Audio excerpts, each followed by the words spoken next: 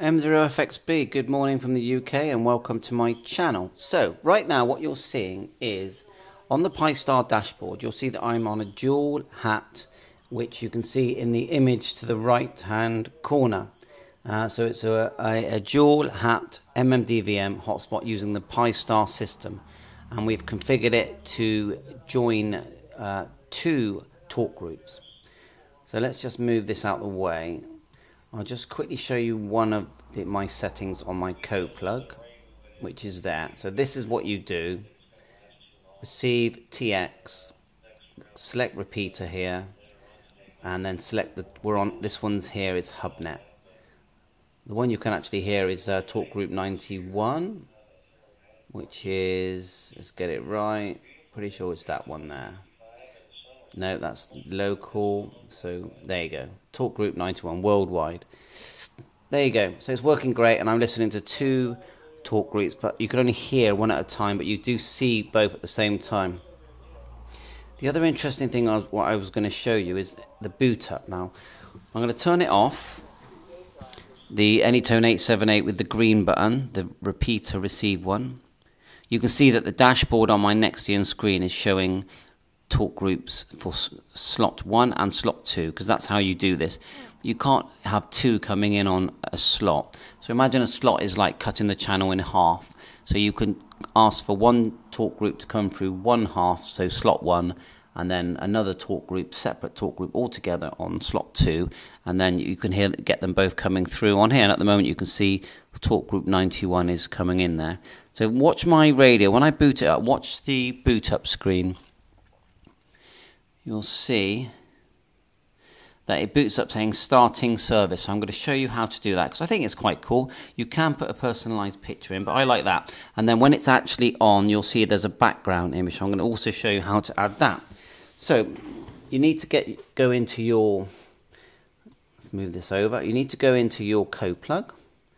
Now I'll put the link in for the latest code plug on the ANYTONE 878, which is here. Download center. When you fully open that up, you'll see that all the different models are here. Very good, lots of info. And the latest version on the 878 Mark II APRS version is 2.05, and then ANYTONE 878 UV is 1.27, so update to that if you haven't already.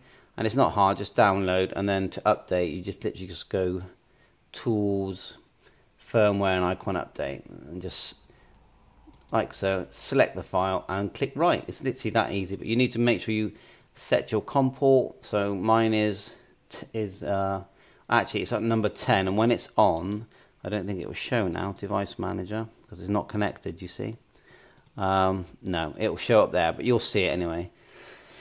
So anyway, why are we even talking about this? So what we're talking about is these screens that we're going to show you. So on the boot up screen, all you do is go program, go to tools and go to boot up image, and then all you do is click open, and you'll go to these files that you've downloaded from here. So you'll get a group of files with the firmware. Let me see if I can show you the group of files. Go back here, lots of things to click on. Desktop, I'll find it, there it is there. The group of files looks like this. You've got the CPS, which is the programming software, you've got the firmware, you've got screens, you've even got the APRS firmware.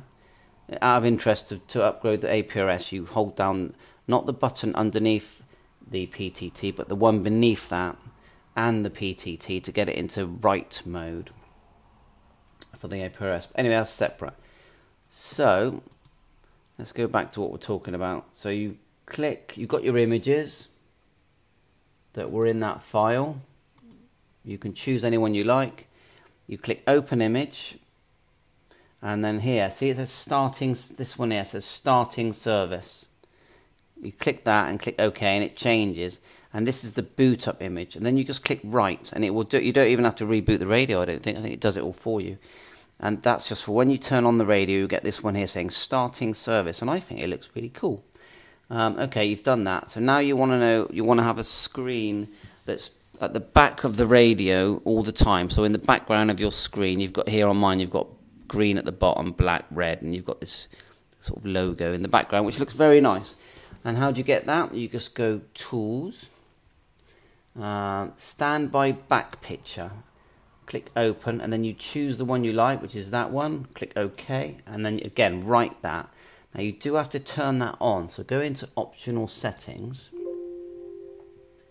and then I got to find it now. Display, and then you want to say, it says it here, Standby Back Picture Custom one. You've got to turn that on.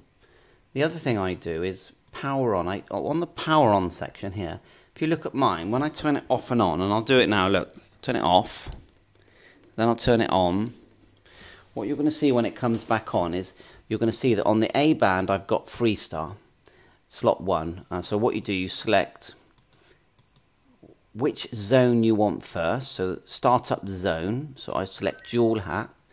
Then I want it to always, when it first turns on, go to that. You've got a selection, you can select what you like. I put Freestar for now.